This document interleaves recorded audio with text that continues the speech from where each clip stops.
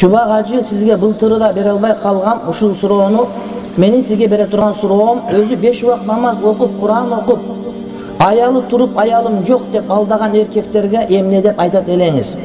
Ошол жигит залда отурат, өзүнүн кандай экенин укса жакшы болот эле, рахмат, Аллах сен ыраазы болсун дейт. Эми залда отургандар бири-бириңерге айтып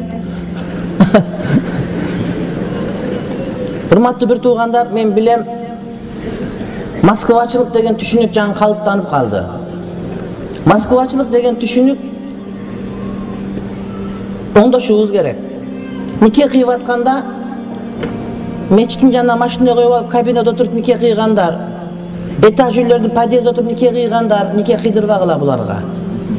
Нике кыйган урматтуу бир тууганым, анын шарттары бар, тартиптери бар. Нике кыйылып аткан жигит менен кыз бири-бирине нике кыйганга туура келеби, жокпу?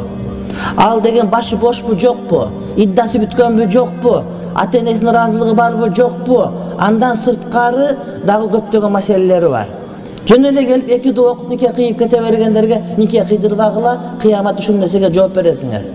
Анткени ошол жана ошентип ырыс таба турган адамдардын кыйган никесинде деле урматтуу бир туугандар береке болбойт. Атайын өзүбүздүн өкүлчүлүккө келип, ошол жерден туруп, кадимкидей күбөлөр нике кыйдырыш керек. Биздин күбөбүз жок эле деп нике кыйдырып коюп, айылда өзүнүн үй бүлөсү бар, бала чакасы бар, кээде күйөөсү бар аялдар никеге туруп алгандары бар. Эмне десе, биз окутканбыз, катталганбыз, никеден өткөнбүз деп жашап аткан квартирадагыларга айтып коюу үчүн туруп алгандар бар. Бул зына, урматтуу бир тууганым. Зына кылган, ойноштук кылган, жалганда нике кыйып алган менен адал болуп калбайт. Адамдын ыйманы өзүндө көтөрүлүп, ыйман ажырап тура турган учурлардын бири адам уурулук кылып атканда жана ушул урматтуу бир туугандар зына кылып аткан учурларда болот. Ошондуктан келгиле, бир туугандарга эскерткиле, жетелешип барып нике кыйып берем деген өзүң тааныбаган эле бирөөлөргө нике кыйдырып, урматтуу бир тууганым. Алардын дуасынын берекеси жок. Эч убакта андай кылбагыла. Анан аялым жок эле деп үйлөнгөн, бул жакшы эмес. Бул алдамчылык. Эгер нике алдамчылык менен баштала турган болсо, акыбети жакшы болбойт, урматтуу бир тууганым. Пайгамбарыбыз алейхиссалам бир сөз айткан. Мусулман жалган айтпайт деп айткан. Жалган айтканың жакшы эмес. Жалгандын казаны кайнабайт, урматтуу бир тууганым. Бул арам маселе. Ошентип үйлөнүп алып, мындаки 7-8 аял үйлөнүп жүргөндөрү бар. Эгерде бардыгына нике кыйып, анан 5-6-га нике кыйылса, алардын никеси кыйылбай калган болот, кадимкидей зына болуп калган болот. Эгерде кимдир бирөөгө турмушка чыгып аткан болсоңуз, телефон деген бар. Күндө 1 саат, 2 саат интернет жөнүндө туруп коесуз, ошонун туулган айылын, турган жерин билип, ата-энесин билип, ошол жерден суратып, ошол жерде айыл өкмөттөн билдирип, кабар алып алсаңыз болот, урматтуу бир оңой эле. Азыр бардык оңой.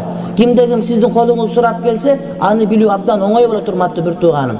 Адамдар базарга барып кийим сатып аларда 1 саат, 2 саат тандайт кийимди. Түлөйбү, түлөбөйбү, размери кандай, каяктан келген, палан түкүн дейт. Ол кийим 1 жылда жок болот. Башка бирөөлөр алма сатып алганда курту жокпу деп коюп, бул 1 саатта жок боло турган алма жеп койсуң. Анан күйөөгө тийип атканда, аял алып атканда ким экенин сурабай эле көчөгө чыгып, мал деле алып урматтуу бир тууганым. Малдан да төмөнүрөөк болуп кетти. Ошондуктан адам өзүнүн үй бүлөсүн курарда эмне этиетирээк